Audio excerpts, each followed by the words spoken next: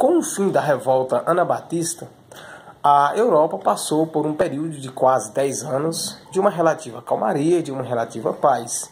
E toda essa calmaria, toda essa paz, acabou permitindo que Martinho Lutero, um dos principais representantes do protestantismo, da reforma protestante, e também um dos principais críticos do catolicismo, permitiu que ele concluísse as suas obras. E em 1530 apresentasse um plano de reforma do cristianismo a partir da interpretação da Bíblia.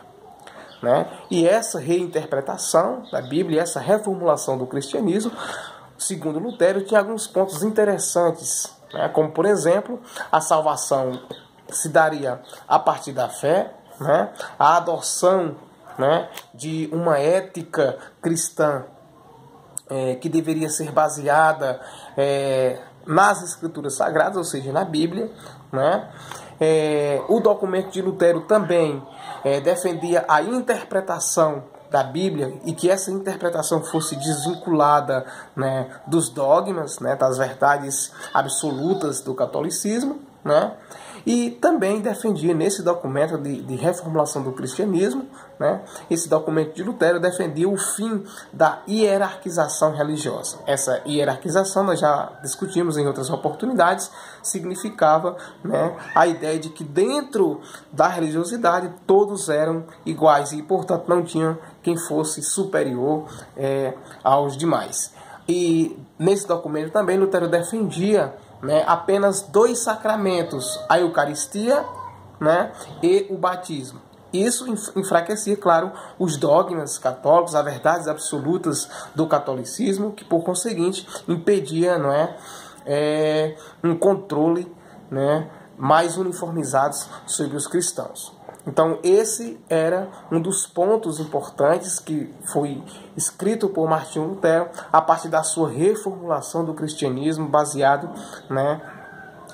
na própria Bíblia, na interpretação da própria Bíblia. Mas claro que isso só foi possível graças a um acordo assinado que foi chamado de paz armada, que é o motivo da nossa conversa de hoje.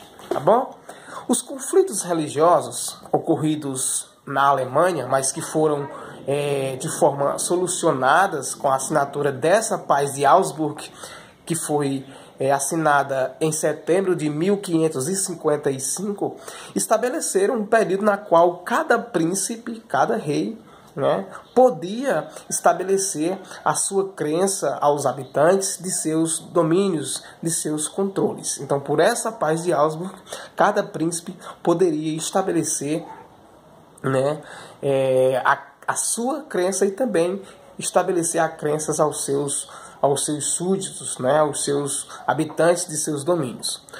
É importante destacar que o equilíbrio manteve-se quanto às crenças predominantes, o equilíbrio manteve-se nessas crenças predominantes e que acabou se restringindo à religião católica e à luterana, ou seja, aquela religiosidade que tinha como base as ideias, os princípios de Martinho Lutero, mas que acabou chegando também nos pontos defendidos pelo calvinismo, que complicaria cada vez mais o cenário. Sobre o calvinismo vai ser um motivo da nossa próxima conversa. Então, é importante dizer que, considerada uma força renovadora, a nova linha religiosa conquistou diversos soberanos, diversos príncipes. Os jesuítas e a Contra-Reforma, por outro lado, acabaram contribuindo para que o catolicismo reconquistasse as suas forças. Essas próprias forças que haviam sido fortemente abaladas com as ideias de Martinho Lutero, enfim, com as ideias da Reforma Protestante como um todo. Assim, nasceu o projeto expansionista dos Augsburg, idealizado por Ferdinando, ou por Fernando, Essa questão de projeto expansionista de Augsburg acabou sendo defendido pelo próprio Fernando, que era duque de Estíria, que fora educado pelos próprios jesuítas. Importante deixar isso claro. O perigo que ameaçava tanto as forças protestantes do norte como a vizinha França acabou, né, dando um tom nessa questão da paz de Augsburg. À medida que o conflito se projetava, à medida que o conflito se desenhava, a luta ia sendo influenciada por muitos outros temas, né, colocado ao lado desses temas religiosos. Eu cito aqui, por exemplo, as rivalidades e ambições dos príncipes alemães e a obstinação de alguns dirigentes europeus, sobretudo, né, de suecos e sobretudo também de franceses em colocar para essa questão, em defender, em eliminar o poderio do catolicismo Sacro Império Romano, né, e a ferramenta política da família dos Augsburg. Eu digo ainda que essa situação ela foi permitida, né, ela se desenhou principalmente na segunda metade do século XVI pelas fraquezas do próprio Tratado de Augsburg, que foi um acordo, né, assinado, como nós já dissemos, e finalizados em 1555 entre o Sacro Império Romano e a Alemanha Luterana. Ou seja, de forma bem sintética, a paz de Augsburg ela foi um acordo selado entre dois viés religiosos, entre duas crenças religiosas. O catolicismo, já existente, muito forte, muito predominante, mas que havia sido fortemente abalado com a Reforma Protestante, e o próprio luteranismo, né? Luteranismo é uma crença, um princípio religioso, né, que foi criado principalmente a partir das ideias de Martinho Lutero. Então a paz de Augsburg ela se desenhou dentro desse cenário, dentro desse contexto. Um acordo assinado entre catolicismo alemão e luteranismo também da Alemanha. Então esses conflitos religiosos, eles acabaram tendo muito mais força na Alemanha, né? Acabaram se agravando de forma muito mais forte na Alemanha a partir do reinado do imperador Rodolfo II, né? Que governou de 1576 a 1612, ou seja, século XVII, período justamente onde foram arrasadas muitas igrejas protestantes. Então as liberdades religiosas, os conflitos religiosos acabaram sendo colocados em xeque mais uma vez, né? Então essas liberdades religiosas dos crentes, abre aspas, protestantes, foram restringidas, né? Nomeadamente as relativas às liberdades de culto. Ou seja, essas liberdades religiosas dentro do próprio protestantismo, elas foram muito restringidas, tá bom? As oficinas do governo lançaram as bases do próprio Tratado de Augsburg, e essas bases acabaram criando condições para fortalecer o poderio católico, para restabelecer, né, para refortalecer, né, o poder do catolicismo. Em 1608, século XVII, com a fundação da União Evangélica, uma união defensiva protestante dos príncipes, né? Ela acabou permitindo, né? E criando, inclusive, no ano seguinte, a Liga Católica, uma organização similar, né? Mas dos católicos romanos, tornava-se inevitável os recursos, né, à guerra para tentar resolver o conflito latente, ou seja, o conflito que era eminente, o conflito que não poderia ser adiado, o qual surgiu, né, foi desencadeado pela cessão da Boêmia à União Evangélica. Tá bom? Então eu digo também que nessa própria Boêmia, que corresponde à atual República Tcheca, teve início, né, uma sucessão pelo trono, um conflito forte pelo trono que envolveu católicos e protestantes. Fernando II de Augsburg, por exemplo, com a ajuda de tropas e recursos financeiros vindos da Espanha, com a ajuda também, né, dos germânicos católicos e do próprio Papa, né, conseguiu vencer os protestantes da Boêmia. E esses protestantes, que constituíam a maior parte da população, estavam revoltosos com a agressividade dessa hierarquia católica. Para vocês verem que a própria paz de Augsburg não conseguiu cessar, não conseguiu parar, né, os conflitos entre católicos e protestantes. Tá bom? Os protestantes acabaram exigindo de Fernando II, rei da Boêmia e futuro imperador do Sacro Império Romano, uma intervenção em seu favor, ou seja, que Fernando II, futuro imperador do Império Sacro Romano, acabasse interferindo em favor dos protestantes. É importante dizer que essas reivindicações foram totalmente ignoradas por Fernando, pois este era, claro, um católico fervoroso e um possível herdeiro do Império dos Augsburg. Fernando II, por exemplo, estabeleceu ao catolicismo, né,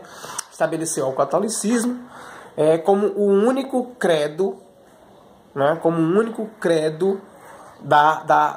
do Império Romano, tá bom? Do Sacro Império. Então eles acabaram fazendo, o Fernando acabou estabelecendo como o único credo admitido na Boêmia e também na Morávia. Então veja que o conflito entre católicos e protestantes, ele não cessou, ele não parou com essa assinatura da paz de Augsburg. Os protestantes boêmios, por exemplo, consideraram o ato de Fernando como uma infração, ou seja, como desrespeito à Carta de Majestade. E isso acabou provocando, nesses próprios boêmios, o desejo de independência. Claro que a resposta, né, da maioria dos protestantes não se fez cessar, não se fez esperar. E em maio de 1618, resposta dos protestantes à não intervenção de Fernando em favor desses protestantes. Portanto, deixar isso nítido. Então, a resposta da maioria dos protestantes da Boêmia fez com que, em 1618, eles, insatisfeitos com os católicos, insatisfeitos com Fernando, que arrasaram de seus templos, invadissem o Palácio Real em Praga e jogaram 2 dos seus ministros e um secretário, né, pela janela. E esse fato acabou passando para a história como a defenestração de Praga, ou, em outras palavras, violência de Praga, que acabou desencadeando a Revolução Protestante. Assim, iniciava, portanto, a guerra que acabou abrangendo as revoltas holandesas depois de 1621 e concentrou-se em um confronto franco-Augsburg após 1635. Então, para finalizar, fazendo aqui uma síntese geral dessa paz de Augsburg, foi um documento assinado entre católicos e protestantes na Alemanha, que permitia que cada príncipe pudesse escolher o seu credo, né, a sua religiosidade, e pudesse também impor, né, pudesse também escolher para os seus súditos, para os seus habitantes, o credo que era escolhido pelos próprios príncipes. Eu destaco também que a própria Europa chegou a passar por um relativo período de paz, um relativo período sem conflitos de ordem religiosa, quase que 10 anos, e esse período permitiu que Lutero, né, finalizasse, né, a sua obra. E essa obra, finalizada por Lutero, ela acabou reformulando o cristianismo, né, a partir da reinterpretação da Bíblia. Dentre alguns pontos que fizeram parte desse restabelecimento, dessa renovação, dessa reformulação do cristianismo proposta por Lutero, está a livre interpretação da Bíblia, está a salvação unicamente pela fé, está a questão do fim da hierarquização religiosa, ou seja, para Lutero, cada um não é mais importante que outro, não deve haver essa questão de superioridade entre os próprios membros religiosos. Perfeito? Então, e afirmamos também que essa paz assinada, essa paz chamada de paz de Augsburg, assinada entre católicos e protestantes na Alemanha, ela não cessou os conflitos entre católicos e protestantes. Muito pelo contrário, em alguns momentos da história, esses conflitos eles acabam se agravando e se espalhando por outros cantos, por outros recantos, E na nossa próxima conversa nós vamos falar sobre uma nova vertente desse protestantismo chamada de calvinismo. Perfeito? Espero que vocês tenham entendido. Amplie os seus conhecimentos, estudando um pouco mais, e a gente se encontra em uma próxima conversa. Abraço virtual a todos e a todas.